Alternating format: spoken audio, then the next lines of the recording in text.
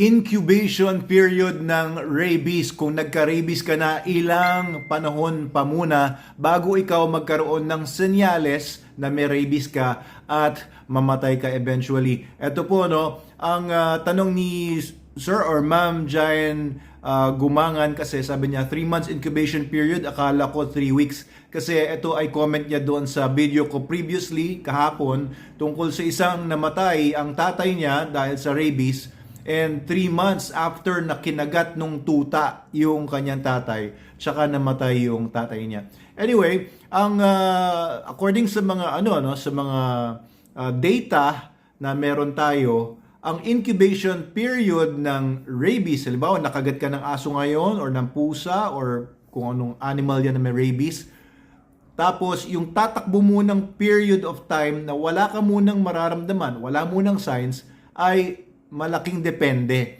It could be 1 month to 3 months. Yan ang pinaka-usual, 1 to 3 months.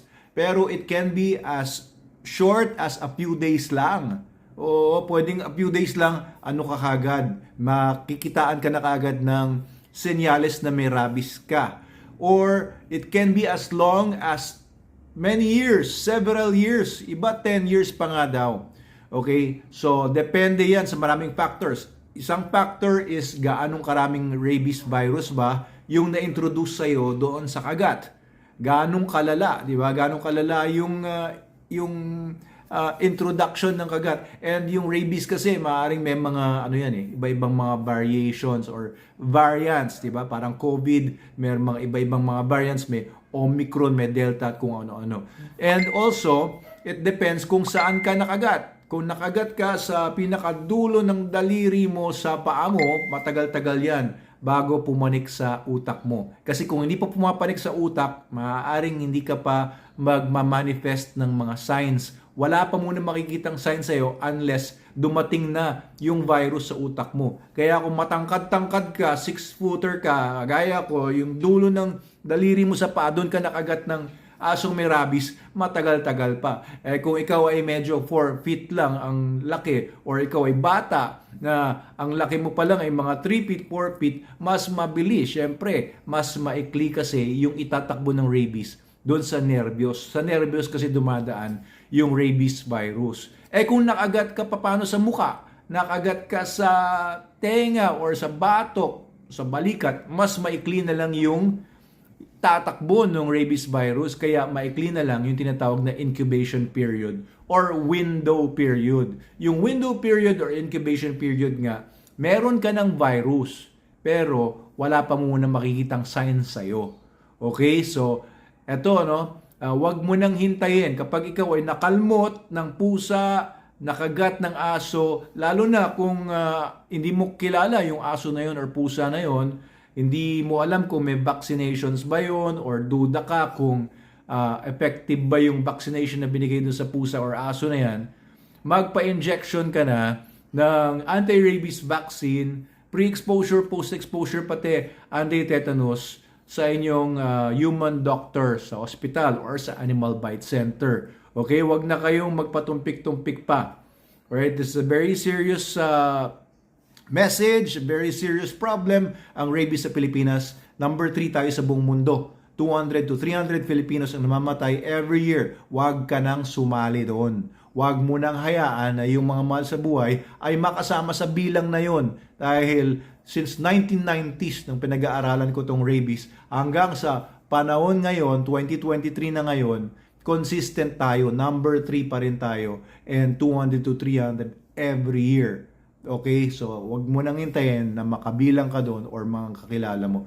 I-share niyo po itong video na ito and yung mga iba ko pang videos tungkol sa rabies, please share it sa inyong mga kaibigan sa mga wall ninyo para mas marami pang nakakaintindi tungkol sa mga bagay-bagay tungkol sa rabies. Sana mawala na tong rabies sa Pilipinas, And konting trivia lang din para sa hindi pa nakakaalam, 99% ng human transmission ng rabies ay galing sa mga dogs. And most particular stray dogs, kasi ang rabies po ay hindi inherent, hindi yan likas, hindi pinapanganak ang mga tuta na may rabies, nakukuha po yan sa ibang aso. Kaya yung batas natin tungkol sa stray dogs, bawal ang mga stray dogs, stray cats, kailangan ipatupad niyo yan kung kayo ay government officials, please, ipatupad nyo po yan, kundi 200 to 300 people na mga kababayan natin ay mamamatay pa rin year after year after year at dadami pa po yan. Alam niyo yung mga ibang mga programa ng mga anti-rabies vaccine, yung spay and neuter, tapos pinapakawalan lang din nila yung mga aso. Hindi po mag-work yan. Unless alisin po lahat ng stray dogs. Yan po yung resulta ng thesis ko nung ako ay vet student pa sa UP Los Baños 1998 or 1999. Ginamit yung thesis ko na yon sa Bureau of Animal Industry for a long time ng aking advisor ni Dr. Rizontok and his associates doon sa Bureau of Animal Industry. Kaya I'm talking about data, I'm talking about facts, guys. Incubation period, no. May nagtatanong pa, ito pa dagdag ko na, paano kung 1 month na nakagat yung 1 month na ako nakagat, 3 months old na 3 months na ako nakagat at wala naman nangyari, no? And hindi mo alam kung buhay pa yung aso or yung pusa nakakagat sa iyo, magpa-injection ka pa rin. Pwede pa rin magpa-inject. Paano kung hindi pa ako nakakagat pero lagi ako nakakasalamuhan ng mga dogs and cats, magpa-injection ka pa rin, no? Prevention is better than cure, and it's the same thing sa rabies. Okay, so wag nyo nang hintayin na magka-rabies po tayo. Okay, so if you have any questions, lagay nyo lang po sa comment section sa baba. I will try and do my best effort na masagot po yung mga tanong po ninyo. Talaga, alam niyo nung college, share ko lang sa inyo, nung college ako, nilagay ko doon sa Merck's veterinary manual ko na ang goal ko bilang veterinarian ay to eradicate rabies from the Philippines. Somehow, hindi ko naman na-achieve yun kung saan napunta yung buhay ko and yung career ko. Pero, hopefully, makatulong pa rin tayo sa Bureau of Animal Industry kasi nakakahiya na po sa totoo lang. Thank you po.